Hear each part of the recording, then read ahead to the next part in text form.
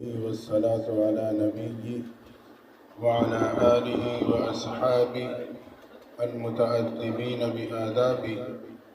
أما بعد فأعوذ بالله من الشيطان الرجيم. بسم الله الرحمن الرحيم. فاذكروني أذكركم واشكروني ولا تكفرون. سبحان ربك رب العزة عما يصفون وسلام على المرسلين والحمد لله رب العالمين. ضرور شریف. اللهم صل على سيدنا ومولانا محمد وعلى آل سيدنا ومولانا محمد وبارك وسلم وصلی علیہ. حضرت مولانا محمد نفیس صاحب دامت برکاتہ العالیہ کی محبت بھری دعوت کے نتیجے میں آپ سے اس روحانی اور اصلاحی پروگرام کے موقع پہ ملاقات کی سعادت حاصل ہو رہی ہے. دعا ہے اللہ تعالیٰ ہم سب کی حاضری کو قبول فرمائے. میں کچھ مختصر سی باتیں آپ کے سامنے رکھوں گا، سادے انداز میں. توجہ رہے گی تو انشاءاللہ فائدہ ہوگا. اللہ فرماتے ہیں فَاذْكُرُونِي أَذْكُرُكُمْ. میرے بندے تو مجھے یاد کر، میں تجھے یاد کروں گا. تو فرش پہ یاد کر، میں عرش پہ یاد کروں گا. تنہائی میں یاد کر، تنہائی میں یاد کروں گا. مجلس میں یاد کر، فرشتوں کے مجالس میں یاد کروں گا. فَاذْكُرُونِي أَذْكُرُكُمْ. میرے بندے اگر تو راحت و سکون کے لمحات میں یاد کرے گا تو میں زحمت کے لمحات میں تجھے یاد کروں گا. جب انسان راحت و سکون کے لمحات میں ہوتا ہے، فراوانی ہوتی ہے اور رب کو یاد رکھتا ہے، تو اگر یہ زحمت کی شکار ہو جائے تو اللہ تعالیٰ اسے زحمت میں یاد رکھتے ہوئے محفوظ فرما لیتا ہے. آج ہمارا کاروبار چلتا ہے، خوب فراوانی ہوتی ہے، اچانک رکاوٹیں پیدا ہو جاتی ہیں، آمدن کمی ہونے لگتی ہے. پھر ہم در در پہ جاتے ہیں، جی کسی نے بندش کر دی، کسی نے کچھ دبا دیا، معلوم نہیں پھر کس کس کھاتوں میں پڑے. حساب کتاب کروا، فال نکلوا، آسمانوں کے ستارے لڑوا. اگر میں راحت میں رب کو یاد رکھتا تو زحمت میں اللہ مجھے اور آپ کو بے سہارا نہ چھوڑتا. ایک خاتون کے بارے میں آتا ہے،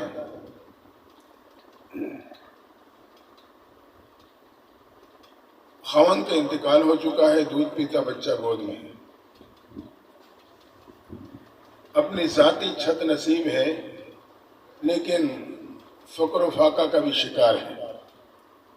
جب انسان کو اپنی ذاتی چھت اور مکان نصیب ہو، اگر چٹنی سے بھی روٹی کھائے تو وہ پرسکون زندگی محسوس کرتا ہے.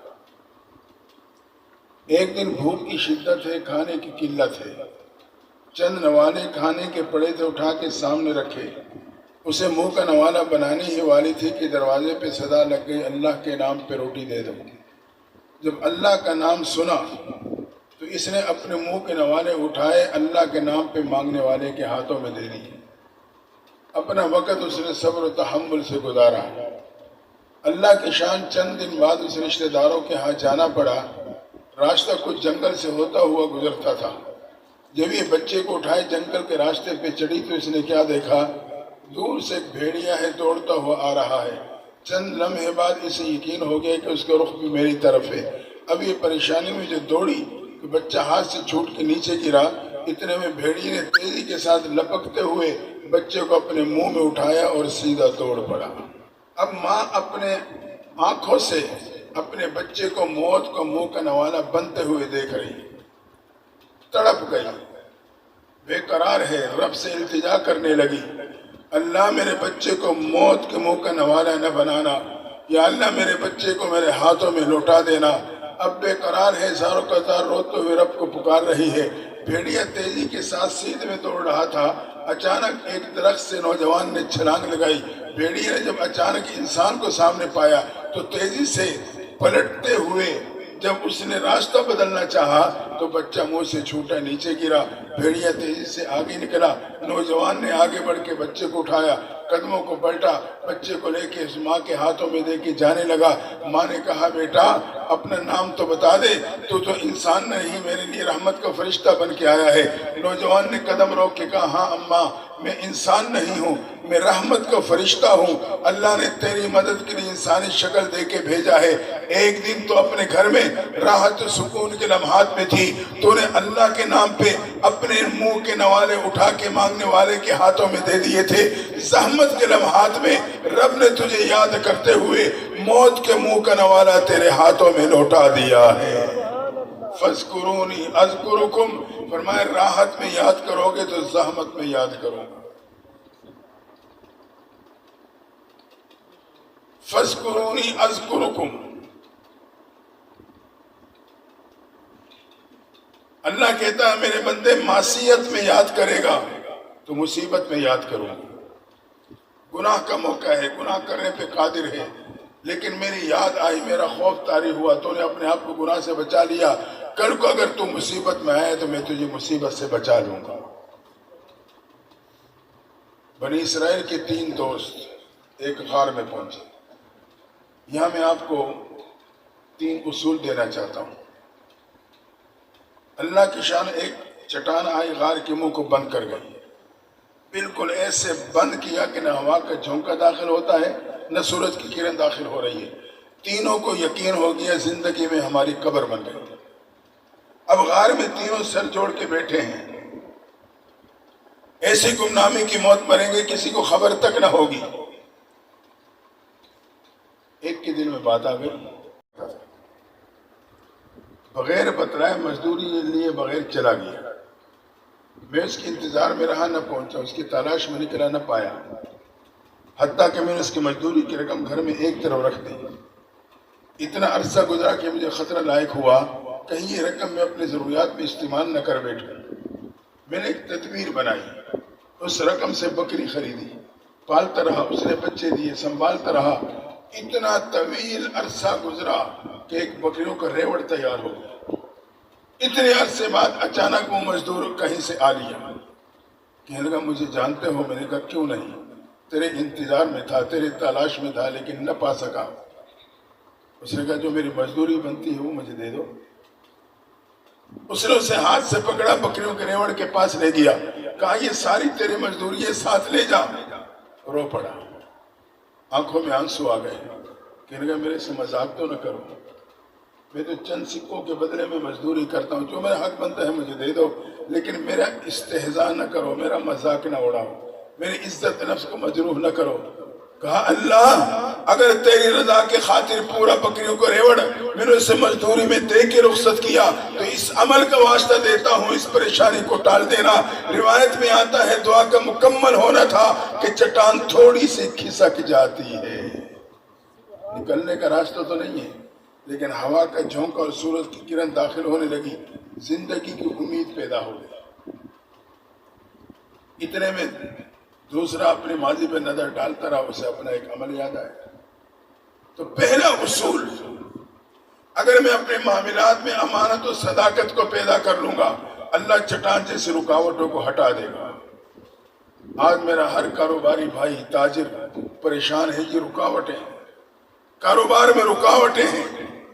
مجھے اور آپ کو اصول ملا، اگر میں رکاوٹوں سے بچنا چاہتا ہوں، اپنے کاروبار اور تجارت میں امانت و صداقت کو پیدا کر لوں، اللہ تعالی رکاوٹوں کو خود بخود ہٹا دے گا۔ حدیث میں آتا ہے، پیغمبر صلی اللہ علیہ وسلم فرماتے ہیں التاجر الصدوق الامین مع النبیین والصدیقین والشہداء، میرے امت کو وہ تاجر جو اپنی تجارت کو امانت و صداقت کے بنیاد پہ چلائے گا، اللہ اسے قیامت کے دن بنی اسرائیل کے انبیاء، شہداء اور صدیقین کے صفوں میں کھڑا فرما دے گا، کیونکہ یہ امانت و صداقت یہ انبیاء کا شیوا ہے، انبیاء کی صفات ہے۔ اگر میرے معاملات و کاروبار میں یہ 2 بنیادی اصول آ گئے، اللہ ہر قسم کو رکاوٹوں سے بچا لے گا۔ دوسرے نے دعا شروع کی، اسے اپنا ایک عمل یاد آ گیا، اللہ میری گڑیا ماں تھی، میں محنت مزدوری کرتا تھا، صبح جاتا شام کو لوٹ کے آتا، تو میں پہلے دودھ کا پیالہ گرم کر کے ماں کی چارپی کے پاس آ جاتا، جب ماں دودھ نوش کر لیتی تو بچوں کی طرف لوٹ جاتا، حسب معمول آیا، دودھ کا پیالہ گرم کر کے ماں کے پاس پہنچا تو آج ماں پہلے سے ہی نیند کے آغوش میں جا چکی تھی۔ میں نے ماں کو جگا کر تکلیف دینا مناسب نہ سمجھا، خود تکلیف برداشت کرتے ہوئے ماں کے جاگنے کے انتظار میں کھڑا ہو گیا، انتظار کرتا رہا، رات کا آدھا حصہ گزرا، ماں نہ جاگی، اکثر حصہ گزرا، ماں نہ جاگی، حتیٰ کہ فجر کی اذانیں آئی تو ماں کی آنکھ کھلی، اٹھ کے بیٹھی، میرے دودھ کا پیالہ پیش کر دیا، ماں نے نوش کیا تو میں بچوں کی طرف لوٹا، اللہ ماں باپ کی خدمت اگر تیری رضا کے لیے کی ہے، اس عمل کا واسطہ دیتا ہوں، پریشانی کو ٹال دینا۔ روایت میں آتا ہے کہ چٹان تھوڑی سی اور کھسک جاتی ہے، نکلنے کا راستہ تو پھر بھی نہیں، لیکن زندگی کی امید بڑھ گئی۔ دوسرا اصول معلوم ہوا، ماں باپ کی خدمت زندگی کے ہر قسم کی رکاوٹوں سے بچا لیتی ہے، چٹان جیسی رکاوٹوں کو ہٹا دیتی ہے۔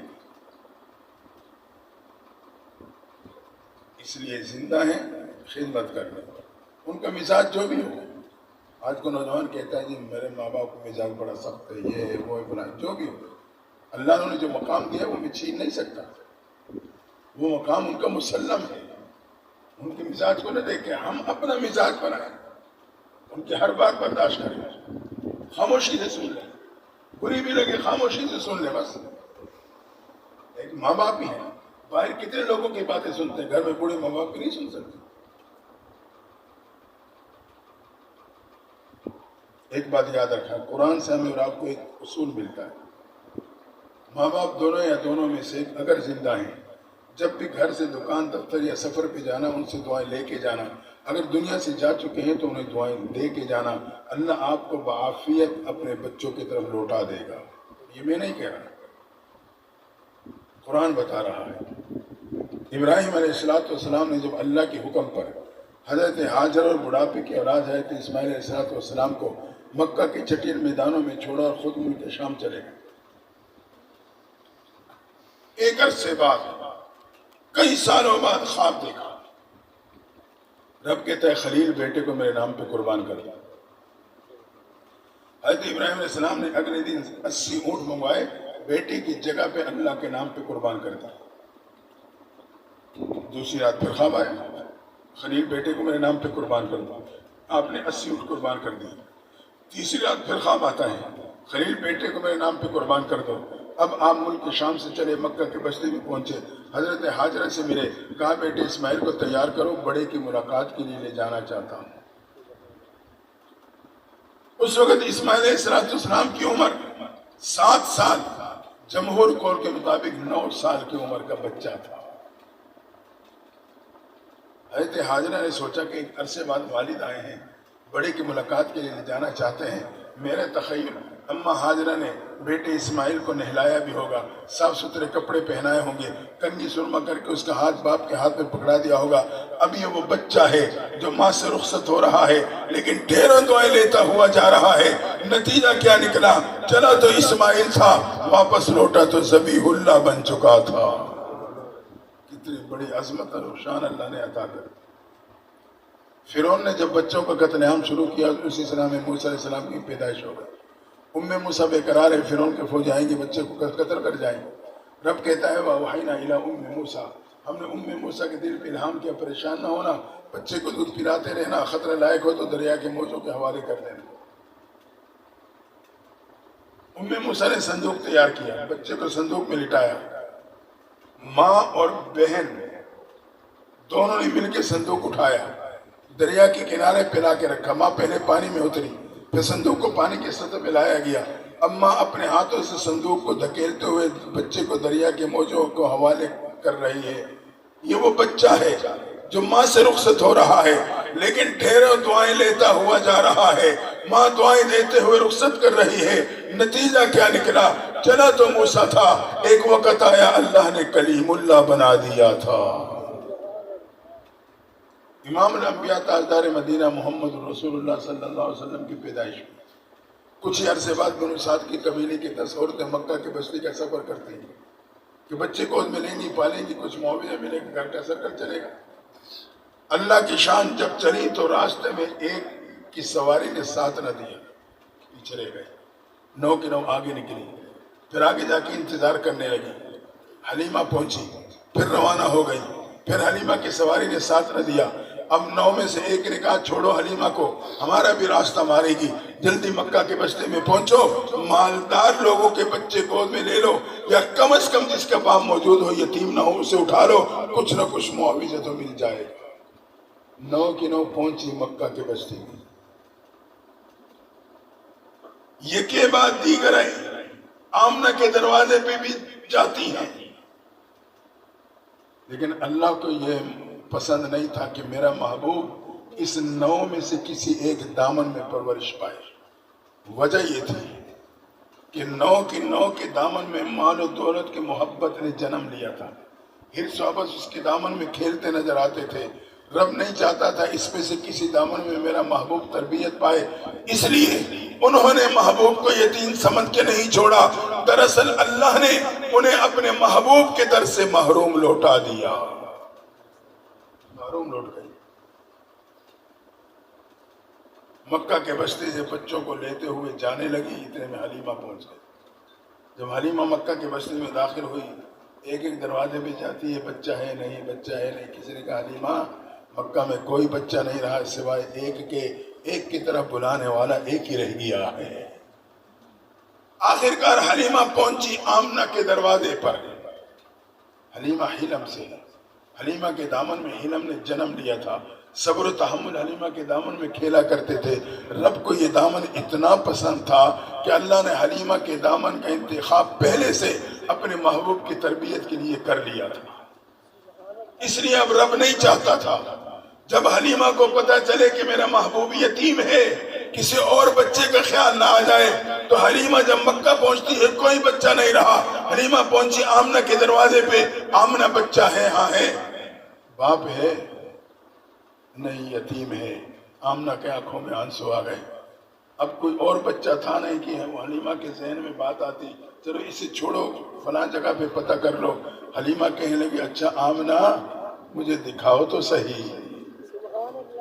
آمنہ حلیمہ کو لے کے چلی، کمرے میں محبوب پیغمبر چار پیل پہ لیٹے، چہرے مبارک پہ سفید چادر، آگے بڑھ کے جیسے آپ کے چہرے سے سفید چادر ہٹائی، آپ نے آنکھیں کھولی تو سامنے کھڑی حلیمہ کو دیکھتے ہی آپ مسکرا پڑے۔ آپ کا مسکرانا تھا حلیمہ دل دے بیٹھے۔ ساتھ کھڑے خاوند سے کہنے لگی مجھے یہاں سے کچھ ملے یا نہ ملے، لیکن اس معصوم کی یہ معصومانہ مسکراہٹیں یہ تو میرے دل کو تسلیاں دیتی رہیں گی۔ خاوند نے کیا کہا جو بات کہنا چاہتا ہوں توجہ کرنا۔ خاوند نے کہا حلیمہ اٹھا لو، اسأل اللہ ان یجعل لنا فیہ برکہ، شاید اللہ اس بچے میں ہمارے لیے برکتوں کو پیدا کر دے گا۔ ایک بات پلے باندھ کے جانا، آج کل یہ بڑا معاملہ ہے، ہم صرف کانوں کی چاشنی پوری کرتے ہیں، فائدہ نہیں ہوتا۔ کچھ نہ کچھ بات پلے باندھ کے جائیں، اسے اپنے عمل میں لائیں۔ دیکھیں ان 9 عورتوں کی نظر کثرت پہ تھی، زیادہ ملے زیادہ ملے۔ اللہ نے 2 جہانوں کی برکت سے محروم لوٹا دیا۔ حلیمہ اور خاوند کی نظر برکت پہ تھی، اللہ نے 2 جہانوں کی برکت حلیمہ کی جھولی میں ڈال دی۔ کاروباری لائن میں ہے، ملازم پیشہ ہے، زمیندار ہیں، جس شعبے سے بھی ہیں، نظر کثرت پہ نہ رکھنا، نظر برکت پہ رکھنا۔ آج ہماری نظر کثرت پہ ہے، جس کی وجہ سے ہم حرام در حرام کے مرتکب ہو کے 2 جہانوں کی برکتوں سے محروم ہو جاتے ہیں۔ آپ دیکھیں ہمارے معاشرے میں سودی کاروبار ہوتا ہے، برکت کے لیے کرتے ہیں، کثرت کے لیے کرتے ہیں۔ رشوت کثرت کے لیے، ناپ تول میں کمی کثرت کے لیے، ملاوٹ کثرت کے لیے، دھوکہ کثرت کے لیے، دوسرے کا حق دباتا ہوں کثرت کے لیے، حتیٰ کہ آج کا بھائی بہن کا وراثتی حق دبا کے بیٹا ہے، صرف کثرت کے لیے حصہ دے دوں گا تو میری جائیداد کم پڑ جائے گی۔ اگر نظر کثرت پہ رہی، حرام کا مرتکب ہو کے 2 جہانوں کی برکت سے محروم، اگر نظر برکت پہ رہے گی اللہ 2 جہانوں کی برکتیں جھولی میں ڈال دے گا۔ خاوند نے کہا حلیمہ اٹھا لو، شاید اللہ اس بچے میں ہمارے لیے برکتیں پیدا کر دے۔ اسے اس وقت کیا معلوم تھا کیا مقام ملنے والا ہے۔ حلیمہ نے اٹھا لیا۔ واقعی کی تفصیل اپنی جگہ پہ۔ اب حلیمہ محبوب کے لے کے گھر سے نکل رہی ہیں، بی بی آمنہ ساتھ ہے۔ گھر سے نکلتے ہوئے بی بی آمنہ ڈھیروں دعائیں دیتے ہوئے اپنے لخت جگر کو روانہ کر رہی ہیں. یہ وہ بچہ ہے جو ماں سے دعائیں لیتا ہوا جا رہا ہے، لیکن بی بی آمنہ کو کیا معلوم تھا میرے لخت جگر جو اس وقت محمد بن عبداللہ ہے، ایک وقت آئے گا اللہ اسے محمد الرسول اللہ بنا دے گا. یہ مجھے اور آپ کو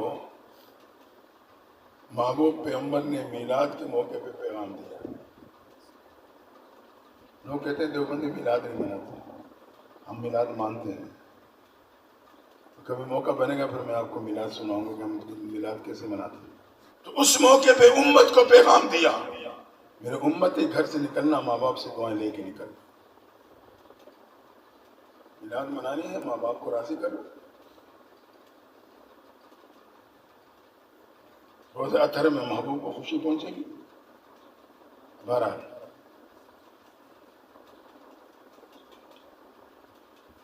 تو اصول ملا، ماں باپ زندہ دعائیں لے کے جائیں، اگر دنیا سے جا چکے ہیں تو دعائیں دے کے جائیں. تو سفر پہ جانا ہے، صبح کا ٹائم ہے، جتنا ممکن ہو سکے تلاوت کر کے ماں باپ کو اشارے ثواب کر دو، ان کے حق میں دعا مانگو.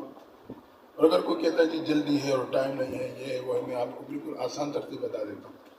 حدیث میں آتا ہے جو صبح 10 مرتبہ اور شام کو 10 مرتبہ میرے پہ درود پڑے گا، اللہ قیامت کے دن اسے میری شفاعت عطا فرما دیں گے. تو کھڑے کھڑے 10 مرتبہ درود پڑھ کے ماں باپ کو اصالے ثواب کر دیں، میرے لیے بھی شفاعت، ان کے لیے بھی شفاعت کا ذریعہ. یہ تو کر سکتے ہیں. تو ماں باپ کی خدمت رکاوٹوں کو ہٹا دیتی ہے. آج کا نوجوان بزرگوں سے، بڑوں سے، اساتذہ سے دعائیں لینا چاہتا ہے، لیکن جو گھر میں بوڑھے ماں باپ کی صورت میں بزرگ موجود ہیں ان سے دعا لینے کے لیے تیار نہیں. آج کی اولاد ان سے دعا لینے کے لیے تیار نہیں. میں اکثر یہ بات ذکر کرتا ہوں، تقریباً 6 سال ہو گئے ہوں. خانوار خانقاہ کے دروازے پہ کھڑا تھا، مجھے معلوم نہیں کیوں کھڑا تھا. بھارت ایک بوڑھی اماں آئی، آہستہ آہستہ قریب ہوتے گئی. میں سمجھ گیا کوئی بات کہنا چاہتی ہوں. قریب آئی، بات کرنے سے پہلے اس کا دل بھر آیا، آنکھوں میں آنسو آ گئے. میں نے کہا اماں کیا بات ہے، کیوں رو رہی ہو، کیا پریشانی ہے، بات تو بتاؤ. حوصلہ کرتے ہوئے کہنے لگی بیٹا میری نوجوان اولاد مجھے کتیا کہہ کے پکارتی ہے. انا للہ و انا الیہ. میری نوجوان اولاد مجھے کتیا کہہ کے پکارتی ہے. کیسے قدم جمیں گے. ایک جگہ پہ مجھے ساتھی نے بتایا کہ حضرت ہمارے خاندان کا واقعہ ہے. ایک گھر میں ماں اور بیٹی کی لڑائی ہو گئی. بات بڑی تو ماں نے کہا تو شرم اور حیا کر، تجھے میں نے 9 مہینے پیٹ میں پالا ہے. تو بیٹا غصے میں جواب دیتا ہے احسان نہ کر، 9 مہینے کا کرایہ لے لے. اب 9 مہینے کا کرایہ تو دے دے گا، جگر کے خون سے تجھے پالا ہے اس کی قیمت کیسے ادا کرے گا.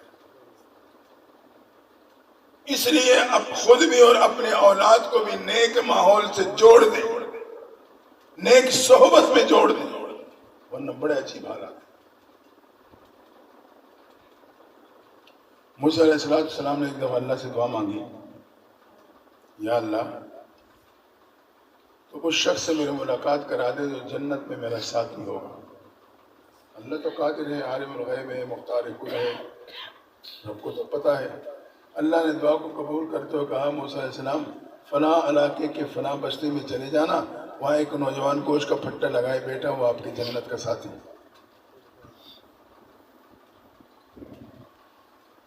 موسیٰ علیہ السلام خوشی خوشی زیادہ راہ باندھ چل پڑے. دنیا میں جنت کے ساتھی کی ملاقات. علاقے میں پہنچے، اس علاقے سے بستی میں پہنچے، نظر ڈالی تو چند دکانوں کے مشتمل ایک چھوٹا سا بازار، اس میں ایک نوجوان گوشت کا پھٹا لگائے بیٹھا ہے. آپ جانے گا کہ یہی وہ نوجوان ہے. ایک طرف خاموشی سے کھڑے ہو گئے. میں منظر دیکھوں کہ اس کا کون سا عمل ہے جس نے اس کو یہ مقام دیا ہے، یہ تو لگتا ہے اپنے مقام سے غافل ہے. تو آپ کے تعجب کی انتہا نہ رہی. وہ تو عام سا نوجوان تھا، کسی سختی سے بات کرتا ہے، کسی تلخی سے بات کرتا ہے. گوشت بیچتا رہا، آخر میں تھوڑا گوشت صاف ستھرا کر کے کپڑے میں باندھا، پھٹا بند کیا، گھر کی طرف چل دی. موسیٰ علیہ السلام کو کوئی وجہ معلوم نہ ہو سکے تو پیچھے چلے. دروازے میں پہنچ کے کہا نوجوان تیرا مہمان ہوں، رات کو ٹھہرنا چاہتا ہوں. نوجوان آپ کو جان تو نہ سکا کہ وقت کے پیغمبر موسیٰ علیہ السلام ہے، لیکن مہمان نوازی کرتے ہوئے گھر لے آیا. صحن میں ایک طرف چارپے پہ بٹھا دیا، گوشت لے کے وہ نوجوان بچوں کی طرف لوٹا۔ موسیٰ علیہ السلام کی نظر پڑی کہ صحن کی دوسری طرف ایک چارپے پہ بڑی اماں لیٹی ہے۔ آپ کو یقین ہوا یہ اس نوجوان کی والدہ ہے۔ کچھ دیر بعد نوجوان نے کھانا تیار کر کے اپنے ہاتھوں میں اٹھا کے ماں کے پاس آیا، ایک ہاتھ سے ماں کو سہارا دے کے بٹھایا، دوسرے ہاتھ سے روٹی نرم کر کر کے کھلانے لگا، حتیٰ کہ ماں نے سیرو کے کھایا تو اس کے ہاتھ اٹھے دعا کے لیے۔ موسیٰ علیہ السلام متوجہ، بڑی اماں نے دو دعائیں مانگی، اللہ زندگی میں موسیٰ علیہ السلام کا دیدار کرا دینا، اور دوسری دعا یہ تھی یا اللہ میرے اس بیٹے کو جنت میں موسیٰ علیہ السلام کا ساتھی بنا دینا۔ موسیٰ علیہ السلام تڑپتے ہوئے آگے بڑھے، کہا اماں تجھے مبارک ہو، اللہ نے تیرے دونوں دعاؤں کو قبول کر لیا۔ پھر پتہ چلا کہ نوجوان کو جو عظمت ملی ہے وہ پیچھے ماں باپ کی دعائیں، اس لیے ماں باپ سے دعائیں لیں۔ کیا ہوگا میرے مزاج کے خلاف بات کرنے کے، برداشت کرو، میری آخرت بنے گی، دنیا بھی بن جائے گی۔ لیکن آج کے نوجوان میں تحمل برداشت نہیں ہے۔ اس کے بوڑھے ماں باپ تو برداشت کر رہے ہوتے ہیں، لیکن جوانی میں بوڑھے ماں باپ کی بات برداشت نہیں کرتے۔ آج کا بوڑھا باپ نوجوان بیٹے سے بات کرنے سے پہلے الفاظ کا چناؤ کرتا ہے، کوئی ایسا لفظ نہ کہہ دو کہ میرے بیٹے کو برا لگے۔ بوڑھا باپ نوجوان بیٹے سے بات کرنے سے پہلے اپنے ذہن میں الفاظ کا چناؤ کرتا ہے، کوئی ایسا جملہ نہ کہہ دو کہ میرے بیٹے کو برا لگ جائے۔ یہ حالات ہے۔ بہرحال ماں باپ کی خدمت چٹان جیسی رکاوٹوں کو ہٹا دیتی ہے۔ اچھا، عام طور پہ نوجوان اولاد یہ سمجھتی ہے کہ ماں باپ اولاد کو بھول جاتے ہیں۔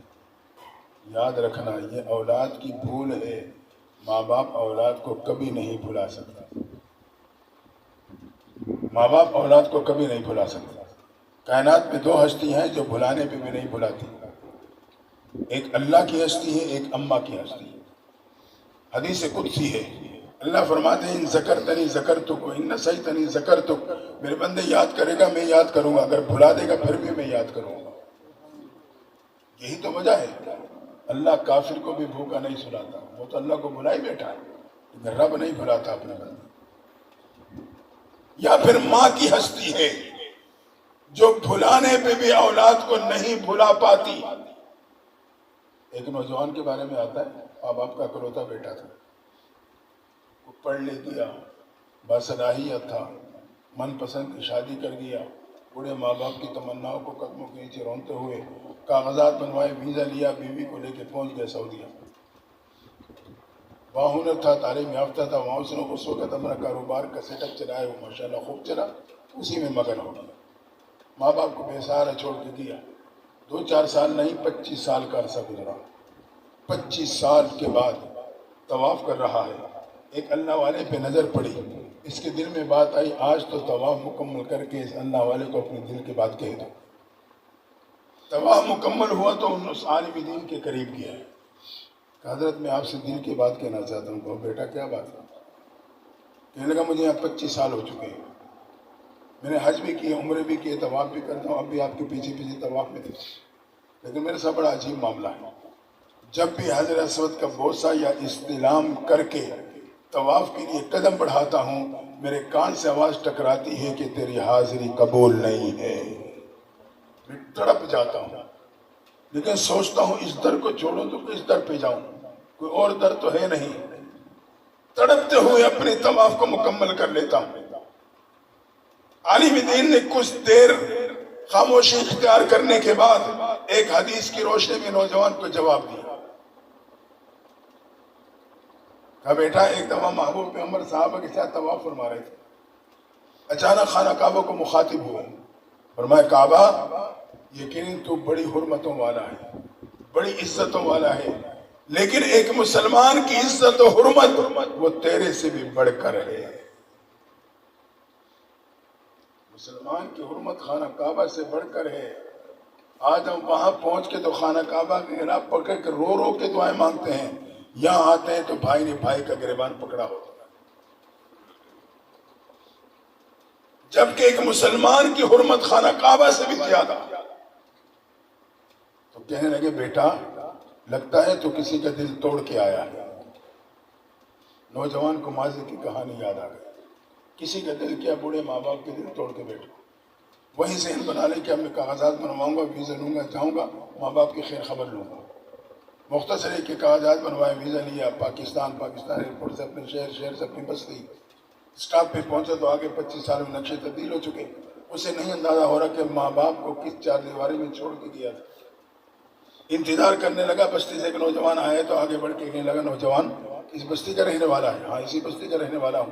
کیا تو بتا سکتا ہے؟ ایک بوڑھے ماں باپ تھے، ان کا ایک اکلوتا بیٹا تھا، من پسند کی شادی کر کے انہیں چھوڑ کے سعودیہ نکل گیا تھا۔ اس نے کہا ہاں مجھے معلوم ہے، ان کا ایک بدبخت بیٹا تھا جو دوبارہ واپس آ کے اس نے ماں باپ کی خبر نہیں لی۔ 4 دن قبل اس کا باپ دنیا سے جا چکا ہے، ماں بالکل لاغر حالت میں چارپی پہ پڑی ہے، کوئی کھلانے پلانے والا نہیں، کوئی خیال کرنے والا نہیں۔ محلے میں کبھی کسی پڑوسی کو خیال آ جائے تو وہ کچھ نہ کچھ کھانے کے لیے بھجوا دیتے ہیں۔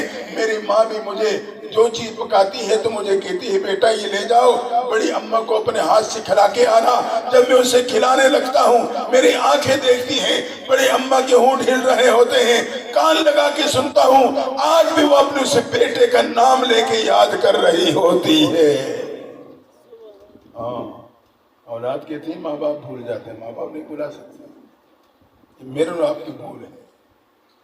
نوجوان کی چیخیں نکل گئی، کہا وہ بدبخت میں آگے بڑھا، دروازے پہ پہنچے تو قدم پھر رک گئے، ماں تو میرے سلام کا جواب نہیں دے گا، وہیں تو قریب ہی نہیں آنے دے گا۔ بڑا ہمت کر کے آگے بڑھا، داخل ہوا، ماں کی چارپی کے پاس پہنچا، کہا ماں تیرا فلاں بیٹا آ گیا۔ یہ سننا تھا، وہ لاغر جسم ایک جھٹکے سے اٹھ کے بیٹھا اور ایک نہیں کپ کپاتا ہوا ہاتھ آگے بڑھنے لگا۔ کہا بیٹا تو نے آنے میں بہت دیر کر دی، تیری جدائیگی میں رو رو کے آنکھوں کی بینائی سے محروم ہو چکی ہوں، تجھے دیکھ تو نہیں سکتی لیکن تجھے سن رہی ہوں۔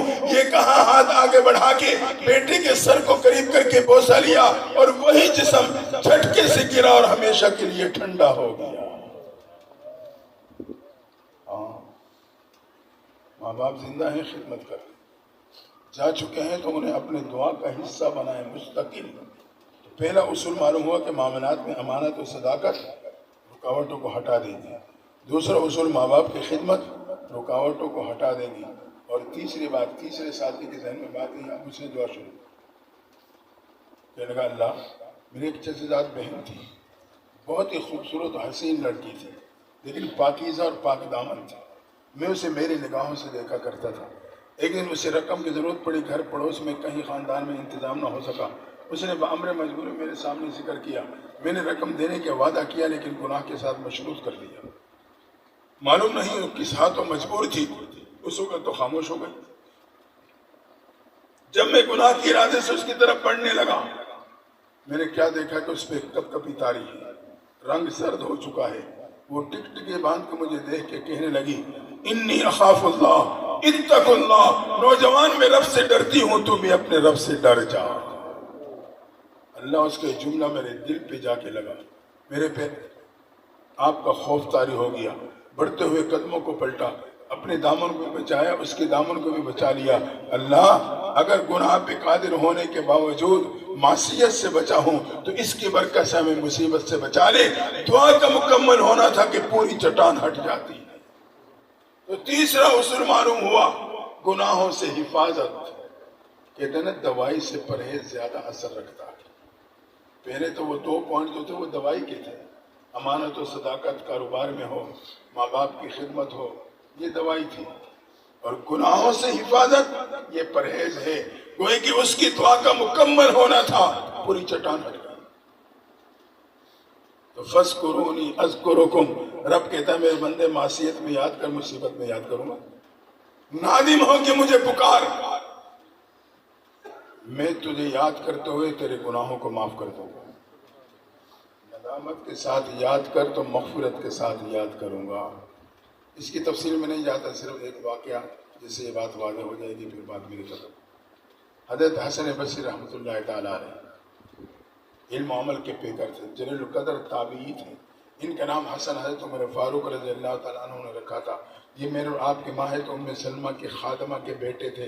جب آپ کی والدہ خدمت میں مصروف ہوتی حضرت ام سلمہ آپ کو گود میں کھلایا کرتی تھی. آپ کئی امہات المومنین کی گودوں میں کھیلے ہیں, کئی صحابہ سے علم پایا, کئی بدری صحابہ کی آپ کو زیارتیں نصیب ہوئی ہیں. اللہ کی شان آپ کے پڑوس میں خاتون رہتی تھی. جوانی میں خان کا انتقال ہو گیا, دودھ پیتا بچہ گود میں رہ گیا. عدت گزارنے کے بعد سوچنے لگی دوسرا گھر کیا آباد کروں, زندگی بیٹے کے نام کر دیتی. بیٹے کو پالتی سنبھالتی رہی, بیٹا سمجھداری کی عمر کو پہنچا. اماں کہنے لگی بیٹا پڑوس میں اللہ والے رہتے ہیں, میرے استاد میرے مرشد رہتے ہیں, ان کی صحبت میں جایا کرو, ان کی مجلس میں بیٹھا کرو, ان کی باتیں سنا کرو. لیکن نوجوان جوانی میں مستانی کا شکار ہو چکا تھا, کان سے سنتا دوسرے کان سے نکال دیتا. مختصر ہے کہ ایک دن بیماری کا شکار ہوا. بیماری معمولی تھی لیکن بڑھتی گئی, جیسے بڑی ویسے بگڑتی گئی. نوجوان جوانی کی عمروں میں بیمار ہو کے چارپے پہ پڑ گیا. اتنے طویل عرصے بعد ماں بڑھاپے کو پہنچ چکی. ماں بڑھاپے میں اپنے نوجوان بیمار بیٹے کی خدمت کے لیے اس کے قدموں میں بیٹھ گئی. اور تو گھر میں کوئی تھا نہیں, ماں اور بیٹا. بعض دفعہ بیماری اتنی لمبی ہو جاتی ہے مریض کو یقین ہونے لگتا ہے میرے اس بیماری سے بچنا مشکل. اللہ کی شان نوجوان کے دل میں یہ بات اتر گئی کہ میرا اس بیماری سے بچنا مشکل. تو اپنی بند آنکھوں کو کھولا, قدموں کی طرف بیٹھے گڑیا ماں کے چہرے پہ ڈالا, دیکھ کے کہنے لگا اماں میری ایک آرزو تو پوری کر دینا. جب ماں نے مریض بیٹے کا یہ جملہ سنا تو تڑپ گئی.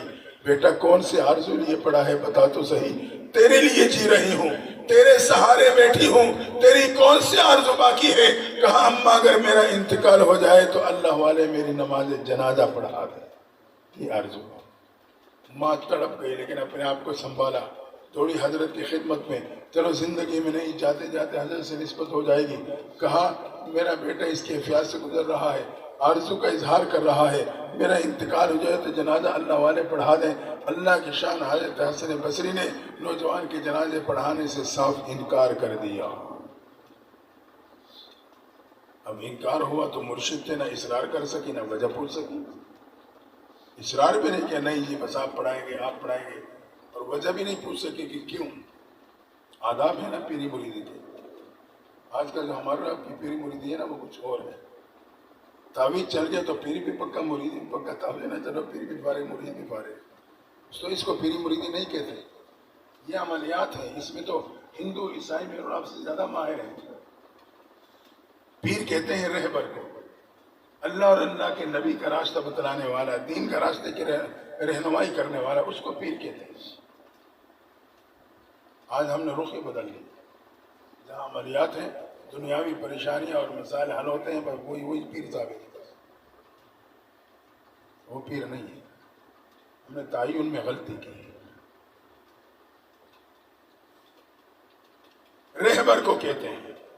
یا آپ یوں سمجھے پیر کی مثال, جی پی ایس کیا کہتے ہیں وہ موبائل میں جو راستہ بتلاتا ہے فنکشن, اس کا وہ نام ہے,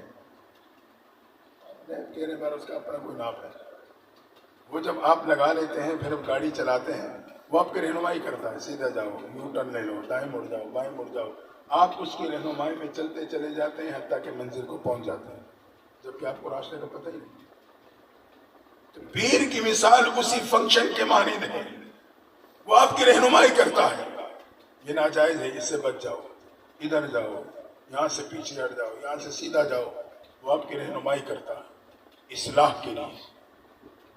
تو ہم پیر کے مقصد, پیری مریدی کے مقصد کو جانیں.